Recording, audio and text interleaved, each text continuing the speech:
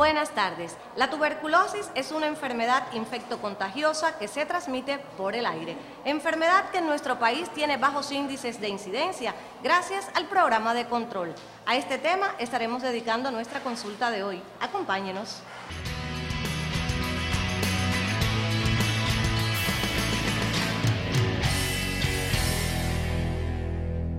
¿Ha oído hablar de la tuberculosis? He oído mucho, pero No sabe exactamente. no, un catarro mal cuidado. Muchas personas padecen de ella que no tienen solución. Bueno, que es mala, que tiene cura con tratamiento a tiempo. Una enfermedad muy mala. ¿Sabe si se cura? No tiene cura. No sé exactamente qué síntoma puede provocar la tuberculosis. Un resfriado muy grande en los pulmones, que con mucho medicamento él mejora, pero se mantiene siempre.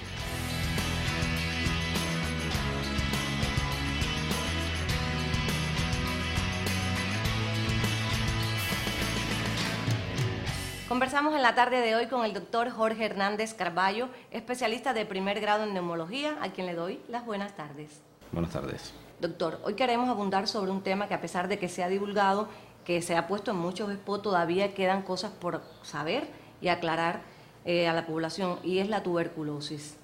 Como enfermedad, ¿cómo podemos definirla? Sí, como bien dijiste, Margaret, y te reitero las buenas tardes, es la tuberculosis una de las enfermedades más rodeadas de prejuicios y estigmas a través de la historia de la humanidad. Es una enfermedad asimismo infectocontagiosa, o sea, en la cual por condición especial debe estar presente un agente infeccioso conocido como bacilo de la tuberculosis o Mycobacterium tuberculosis. Y de igual forma debe denominársele a sí mismo tuberculosis y no nada más tuberculosis pulmonar, porque esta enfermedad puede estar presente en cualquier órgano o sistema de nuestro organismo. Sabemos que es una enfermedad que se transmite por contacto, es decir, con las personas enfermas se la transmiten a las personas sanas.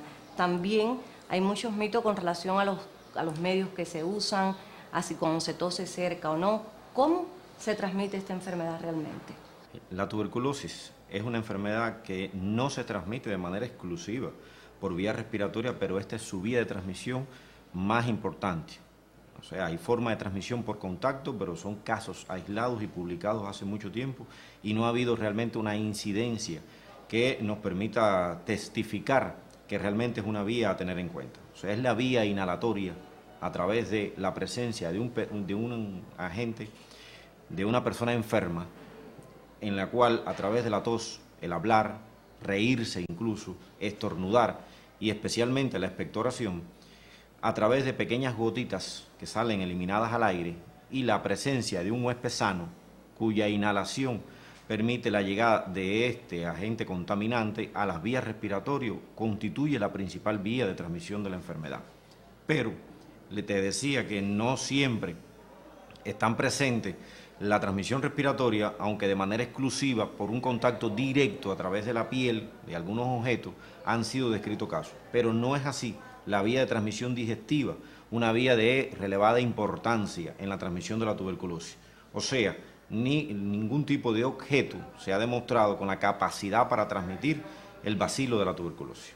Doctor, ¿las condiciones que establece la transmisión son las únicas capaces de desarrollar la enfermedad o existen otros factores que pueden favorecerla? Muy buena pregunta, teniendo en cuenta el falso criterio que siempre ha existido de que la tuberculosis exclusivamente para transmitirla tiene que estar la presencia de un agente enfermo. O sea, hay condiciones propias del individuo sano y del ambiente donde se transmite la enfermedad que favorecen el desarrollo de la misma. O sea, determinados factores que siempre debemos tener en cuenta. La tuberculosis especialmente afecta a aquellas personas que tienen un trastorno en su sistema inmunológico e incluso usted puede ser portador de la enfermedad y reactivarse la enfermedad cuando su sistema inmunológico se deprime.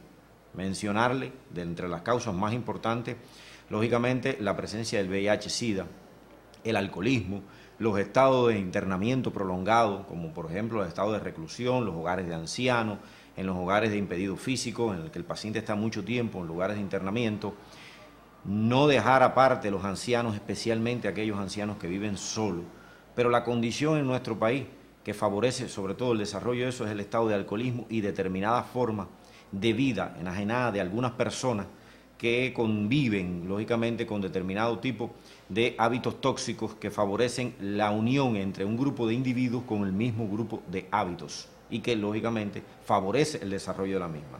Y, asimismo, condiciones que favorecen la transmisión en lugares más bien de poca ventilación, de hacinamiento y en el cual, lógico, tiene que estar presente un paciente enfermo. ¿Qué síntomas nos hacen sospechar que estamos enfermos de tuberculosis?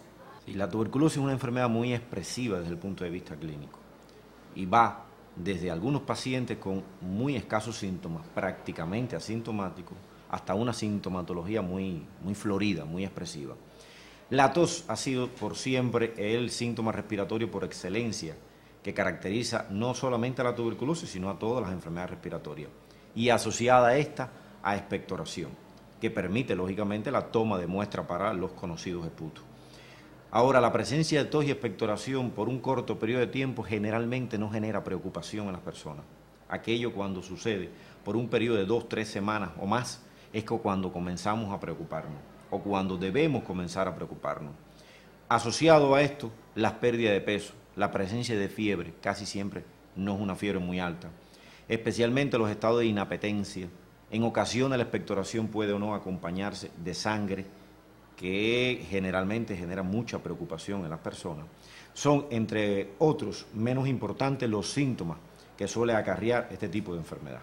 Doctor, muchas personas piensan que con la prueba del esputo negativa están libres de la enfermedad. ¿Es este el método diagnóstico más efectivo? Realmente el método diagnóstico que se ha utilizado a través de la historia para aislar, visualizar el bacilo de la tuberculosis ha sido siempre el método de toma de muestra para una baciloscopía o esputo bar, como se le conoce por la población. Sin embargo, en nuestro país, que va camino a la eliminación de la enfermedad, hay formas de expresión de la tuberculosis en el cual el esputo puede ser negativo. Y para ello, en cada provincia del país está creada una comisión que se encarga de reunir todos los criterios, no solamente en la presencia de los síntomas clínicos del paciente, sino también criterios de radiografía que ayudan al diagnóstico y otros criterios como el uso de la prueba de tuberculina que siempre se ha utilizado para la determinación de la infección por la tuberculosis, así como criterios de contexto epidemiológico, la presencia de contacto del bacilo con el bacilo de la tuberculosis, o sea, con una persona enferma, además de los factores de riesgo que deben estar presentes en el individuo. La reunión de todos estos criterios en una comisión que se establece en nuestro centro definirá o no si usted está o no enfermo por tuberculosis. O sea, respondiéndote a la pregunta, no siempre la negatividad de un esputo condiciona la no presencia de la enfermedad. La tuberculosis es una enfermedad curable. En Cuba se salva el 95% de los casos y se examina a la familia para la detección precoz. En nuestro país se desarrollan programas y estrategias para el diagnóstico y tratamiento de la tuberculosis, una enfermedad que constituye hoy la segunda causa de muerte en adultos en el mundo. Se calcula que en el 2015 unos 40 millones de personas padecerán la afección y que cerca de 8 millones morirán por la dolencia, algo que se podría evitar si se toman las medidas necesarias. Por ello, es vital el diagnóstico oportuno con el fin de cortar a tiempo la cadena de transmisión de la enfermedad. Retomamos la consulta con el doctor Jorge Hernández Carballo, especialista en neumología, hoy conversando sobre tuberculosis. Doctor, el BCG, la vacuna que se administra al nacer, ¿nos protege de por vida? Cuba viene aplicando la vacunación con BCG desde el principio de la revolución como uno de los elementos más en nuestro programa de vacunación. Hasta hace alrededor de unos 20 años, la vacuna se utilizaba en 2 etapas de la vida, al nacer y se reactivaba a los 10 años. La disminución de la incidencia y la prevalencia de la tuberculosis hizo que solamente esta se aplicara al nacer, o sea, como se hace en la actualidad. Ella realmente nos protege para las formas graves de la tuberculosis, pero no para el desarrollo per se de la tuberculosis. O sea, prepara al individuo para una posible infección en los primeros años de la vida, en el cual su sistema inmunológico aún no está totalmente desarrollado. Pero no protege ni para toda la vida, ni protege de las formas más leves de la tuberculosis. Partiendo, doctor, de esto que usted nos decía y que la vacuna no nos protege de por vida, ¿es eficaz entonces el tratamiento de la tuberculosis? ¿Podemos decir que la tuberculosis se cura?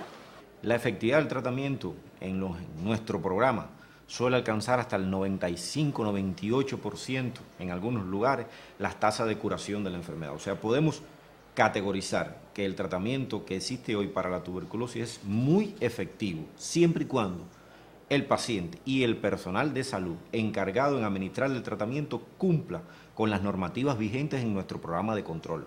O sea, un tratamiento que debe ser bien supervisado y el paciente debe consumir todas sus dosis, obteniéndose así una alta tasa de curación, como ya le mencioné.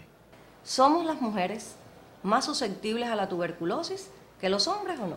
Realmente en nuestro país, quienes más se enferman por tuberculosis son los hombres, teniendo en cuenta que estos reúnen una gran parte de los factores de riesgo que mencionamos al principio. Sin embargo, como es lógico, el rol social que le corresponde a la mujer es lo que hace pensar erróneamente que ésta es más predispuesta a desarrollar la tuberculosis que los hombres. O sea, en ningún momento mencionamos al sexo como un factor de riesgo para desarrollar la tuberculosis. Sé, doctor, que desde el inicio de la revolución se ha llevado a cabo un programa para erradicar la tuberculosis y hoy los índices de personas enfermas son mucho menores. ¿Qué se hace actualmente en el país y en la provincia? Como bien dijiste, desde el principio de la revolución, Cuba ha ido reactualizando su programa de control de la tuberculosis, guiándose por las pautas trazadas internacionalmente por la Organización Panamericana de la Salud. Eso ha ido logrando de manera progresiva una reducción paulatina de los índices, de las tasas de enfermos de tuberculosis en el país. A principios de los 90 hubo una reemergencia y las tasas de tuberculosis se dispararon de manera universal y Cuba no estuvo alejada de ello. Pero la reactualización del programa de control ha ido reduciendo estas tasas hasta estar hoy en un nivel que alcanza 7 por cada 100.000 habitantes aproximadamente. Está incluido Cuba entre los países de más baja tasa de incidencia en las Américas. De hecho, eso ha permitido que a través de este programa de control esté Cuba incluido en el proyecto de eliminación de la tuberculosis, hoy auspiciado por el Fondo Mundial para el Control de la Tuberculosis. Agradecerle, doctor, por esta amplia consulta. Gracias a ustedes. A usted, amigo televidente, decirle que la tuberculosis es una enfermedad prevenible y curable. Siga siempre los consejos de nuestra consulta. Buenas tardes.